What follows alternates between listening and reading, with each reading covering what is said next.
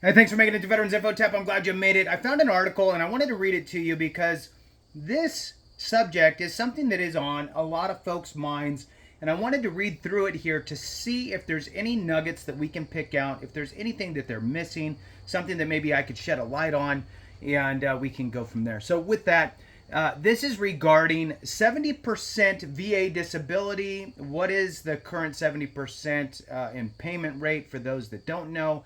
But most importantly, is the subheadline, which is how to increase your 70% to 100. I'm curious to see what they say here because there's all kinds of different information out there. So I want to see if they have something new or if they missed something that would be off the top of my head that I could share. So with that, please hit the thumbs up, subscribe, share with a friend, all that good stuff. I truly, truly appreciate it. The two asks are really let the video run and hit the thumbs up. Those are the two things that really tell YouTube to send this information on. And look, if you want to support the channel in other ways, consider being a member. You can do that by going to the homepage. You'll see the highlighted members and the join button. Thank you so much to all you members. I truly appreciate you. Absolutely, 100%, without a doubt. Thanks. All right, so I'm going to read the headline and subheadline one more time for you. 70% VA disability. What is the current 70% VA payment rate? How to increase your rating from 70 to 100%. Let's roll into it. PTSD is the first thing they're leading off with, so let's see what they're saying. Post-traumatic stress disorder, PTSD, is a prevalent mental health condition among veterans with symptoms ranging from flashbacks and nightmares to severe anxiety and uncomfortable too, but uncontrollable thoughts. The Department of Veterans Affairs recognizes the impact of PTSD on veterans' lives and offers disability compensation to those who can prove a service connection to their condition. However, obtaining the appropriate VA disability rating for PTSD can be challenging, and veterans often find themselves with ratings that don't fully reflect the severity of their condition. Isn't that the truth? So, look, because they're talking about PTSD here and the mental health rating schedule, I am going to throw out there to you that the VA has proposed to change the way that they rate PTSD. In my belief, I think it's going to be better for veterans, but time will tell. Me and Clay over at the CivDiv are kind of, I don't know, we kind of go back and forth on it a little bit. He's a little more negative than me. I hope you watch this, Clay. And I'm a little more positive about it. So, in any case, it all depends on you and your development of evidence and documentation of your medical evidence, right? And utilizing the schedule of ratings and getting all your stuff together so you can take in an actual solid packet for your claim.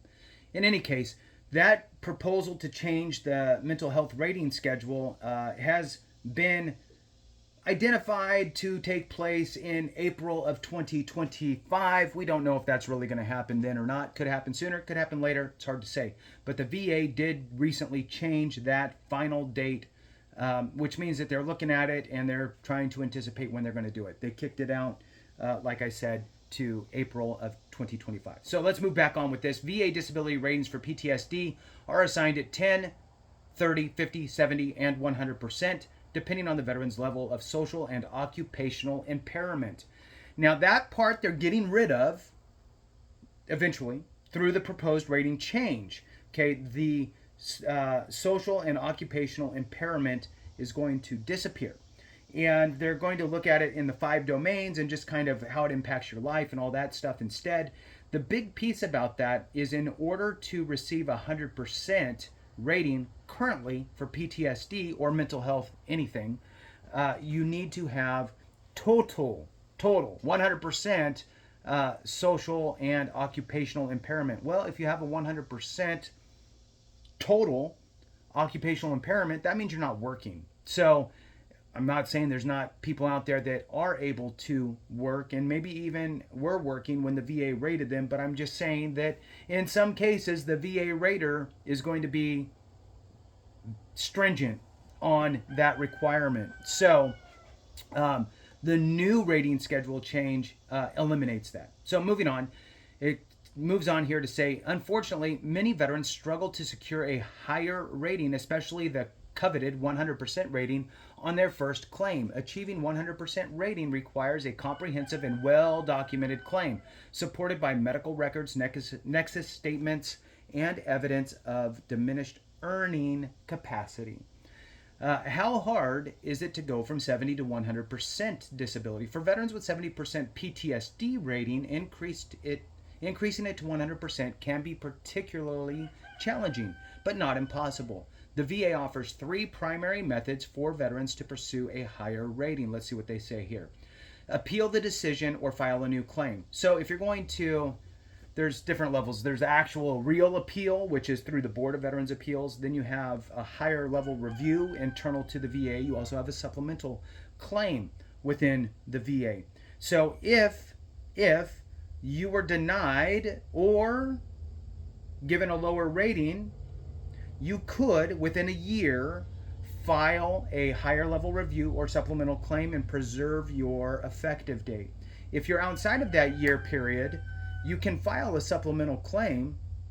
It's just you're not going to preserve your original effective date because you're outside of that 1 year time frame from the decision. So you would file your supplemental claim because you want them to look at a currently rated condition. They're going to give you an effective date of either a new intent to file that you may have put in after that 1 year period, or the claim date, whichever one you happen to do. So that's important. So it has a little paragraph here. Let's read that. One of the most straightforward approaches is to appeal the VA decision on the original claim. Again, you have to do that within 1 year. Veterans have up to 1 year after the initial rating is assigned to file that appeal.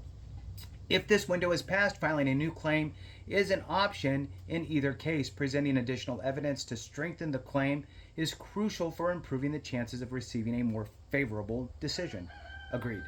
Moving on, number 2, prove individual unemployability, which is TDIU, total disability individual unemployability. This means that you cannot work, or you can, but you have to earn just very minimal and not steady income, and they will pay you on at 100%.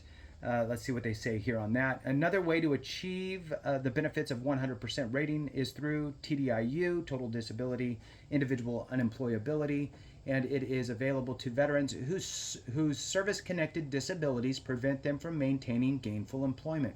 To qualify, veterans must have a disability rated at 60% or higher, or a combined rating of 70% with one condition rated at 40% or higher, both true, proving that PTSD, in this case, because that's what they're talking about, but really this could be for any condition, proving that PTSD renders the veteran unable to work is a key in securing TDIU benefits. So, really, it's any of your service-connected conditions that are barring you from employment, right? Barring you from being able to hold and maintain a steady job is an important aspect of filing for TDIU.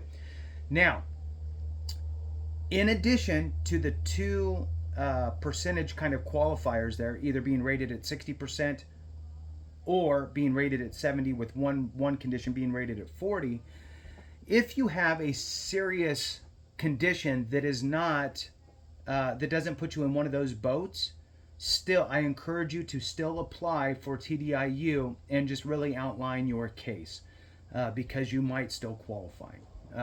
Moving on, number 3, file for a secondary service connection. Veterans can also file for secondary service connections Veterans can also file for a secondary service connection if their PTSD has caused or worsened another condition. For instance, if PTSD has led to depression or physical health issues, veterans can file a new claim for these conditions. Providing evidence of the connection between the primary and secondary conditions is essential to winning this claim. Now, remember that when it comes to filing for secondary conditions, this one's talking about PTSD, but really it's anything. My bad knee is now causing me back problems, right? You need to, 1, have a service-connected condition to base the secondary condition on. You're going to want to prove, again, ideally from a doctor, maybe annotating it on a letter, that your service-connected condition has now caused this condition. And that will help you to establish that secondary. The nexus shifts, in other words. From a primary service-connected condition, your nexus is focused on my time in service and my current condition, right? I need to show that my current condition manifested during my time in service or as a result of my time in service. That's a standard service connected condition.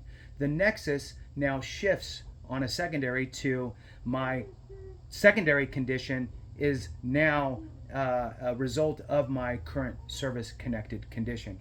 So it moves on here to say securing an appropriate VA disability rating for PTSD is vital for veterans seeking compensation.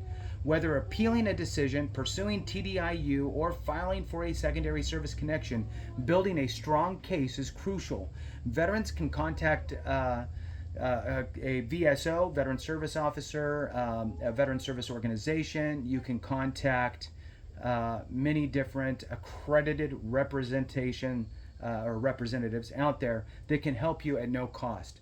So very important to understand, and just wanted to share that with you as well. There is a last little part here. It says current veterans disability compensation rates. The VA offers compensation based on disability ratings, which are adjusted annually to match Social Security cost of living adjustment. Veterans can find their monthly payment amounts using VA's compensation benefits rate tables, factoring in their disability rating and dependent family members. Remember that anything over a 30%, you can add dependents. Your dependents can be your spouse, your children, it could even be your parents if they are relying on you. Moving on, for example, a veteran with a 70% disability rating, a spouse, and 3 dependent children under 18 would receive a basic rate of $1,968.28 per month, with additional amounts for each child and any applicable spouse benefits.